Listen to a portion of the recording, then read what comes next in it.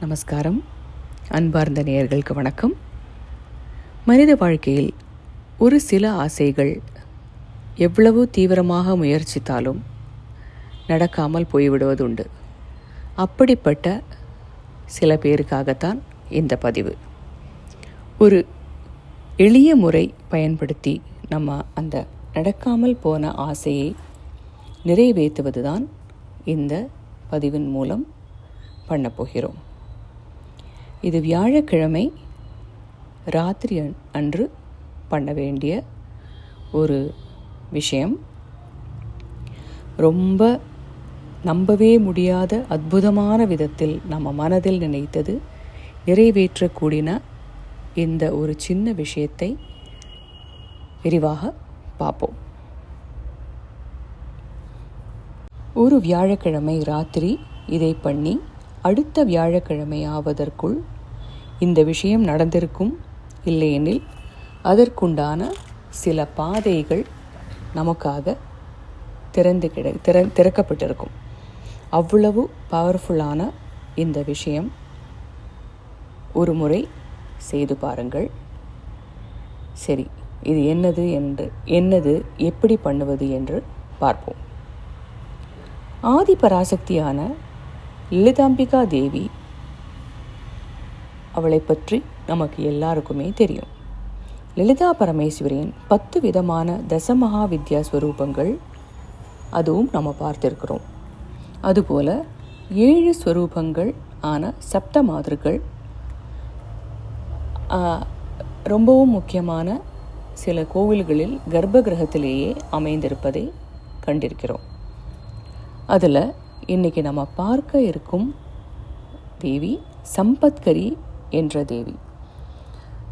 லலிதா சஹஸ்ரநாமத்தில் சம்பத்கரி சமாரூட சிந்தூர பிரஜசேவிதா என்ற நாமம் நாம் எல்லோரும் படித்திருப்போம் இல்லையா?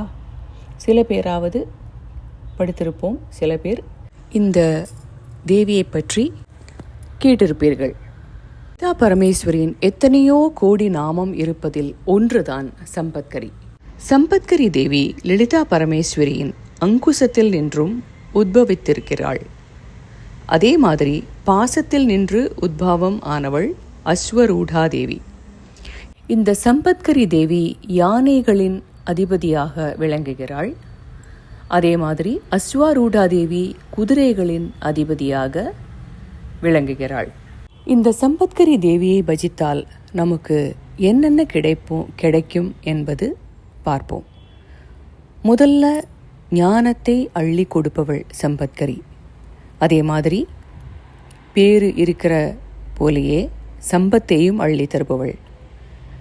வியாழக்கிழமை அன்று இரவு இந்த சம்பத்கரி தேவியை மனதில் தியானம் பண்ணிக்கொண்டு உங்களுக்கு என்ன வேண்டுமோ அது நியாயமான கோரிக்கையாக இருக்க வேண்டும் என்றது குறிப்பிடத்தக்கது. அதை மனதில் பிரார்த்தனை செய்து கொண்டு ஒரு சின்ன மந்திரத்தை எழுதி வைத்து அதன் பிறகு தூங்குங்கள். ஒரு மேஜிக் மாதிரி உங்கள் பிரார்த்தனை நிறைவேறுவது உங்களுக்கே அதிசயமாக இருக்கும். அவ்வளவு சக்தி வாய்ந்த ஒரு மந்திரம் நான் இப்போ சொல்லப்போவது. அவ்வளவு சக்தி வாய்ந்த தேவி சம்பத்கரி தேவி. இந்த தேவியை நினைத்து கொண்டு எந்த வேலை ஆரம்பித்தாலும் அது வெற்றிகரமாக முடியும் என்பதில் எந்த மாற்று கருத்தும் இல்லை. இந்த சம்பத்கரி தேவியின் கோயிலானது மகாராஷ்டிராவில் உள்ளது. வியாழக்கிழமைகளில் ராத்திரி அங்கே பூஜைகள் ஹோமங்கள் எல்லாம் நடைபெறுவது வழக்கம். வியாழக்கிழமை தான் சம்பத்கரி தேவிக்கு உகந்த நாளானது. இப்போ நாம் என்ன பண்ண வேண்டும் என்பது பார்ப்போம். இந்த சம்பத்கரி தேவியின் மந்திரமானது எழுதி வியாழக்கிழமை இரவு தூங்குவதற்கு முன் 31 தடவை இந்த மந்திரத்தை ஒரு பேப்பரில் எழுத வேண்டும். அதை எழுதி உங்கள் வீட்டில் உள்ள ஸ்லோக புஸ்தகங்கள், ஏதாவது ஸ்லோக புஸ்தகங்களுக்குள் ஓரிரு ஸ்லோக புஸ்தகங்களாவது எல்லோர் வீட்டிலும் இருக்கும். அது அம்பாளின் ஸ்லோக புஸ்தகமாக இருந்தால் ரொம்பவும் விசேஷம். தேவி மகாத்மியம், லலிதா சஹஸ்ரநாமம், அஷ்டோத்தர சதநாமாவலி, சௌந்தர்ய லஹரி இந்த மாதிரி ஏதாவது ஒரு அம்பாளின் புஸ்தகத்திற்குள், ஸ்லோக புஸ்தகத்திற்குள் இந்த பேப்பரை மடித்து வைக்க வேண்டும். சரி, இந்த மந்திரம் என்னது, இந்த பேப்பர் எப்படிப்பட்டது என்பதெல்லாம் பார்ப்போம்.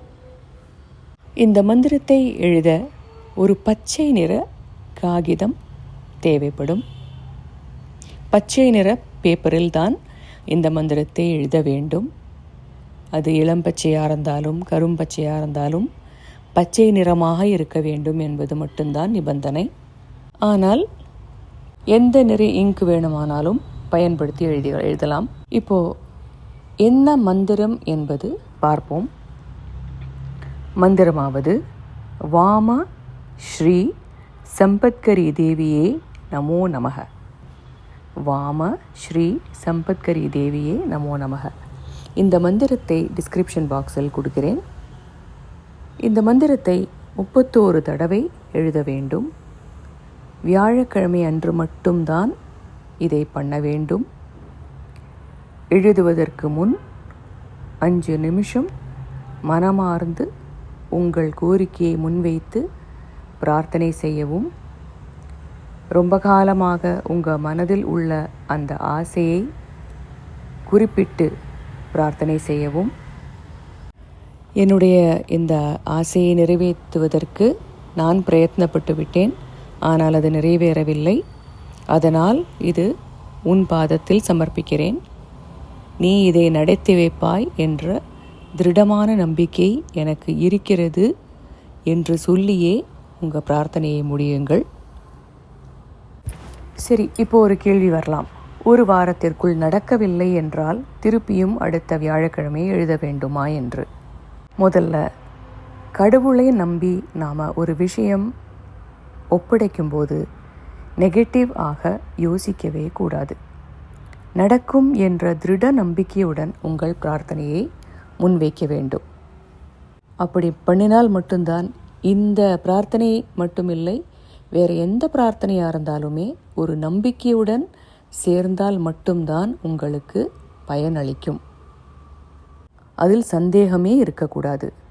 நம்மளால் முடியாததினால்தானே கடவுளிடம் சமர்ப்பிக்கிறோம். அப்போது அங்கே முழு நம்பிக்கையுடன் பிரார்த்தனை முன்வைக்க வேண்டும். அளவில்லாத சந்தோஷத்தையும் சம்பத்தையும் அள்ளி தருபவள் சம்பத்கரி தேவி. அதோடு சேர்ந்து ஞானத்தையும் அள்ளி கொடுக்கிறாள். சம்பத்கரி தேவிக்கு நிறைய பூஜைகள், ஹோமங்கள் எல்லாம் இருக்கின்றன.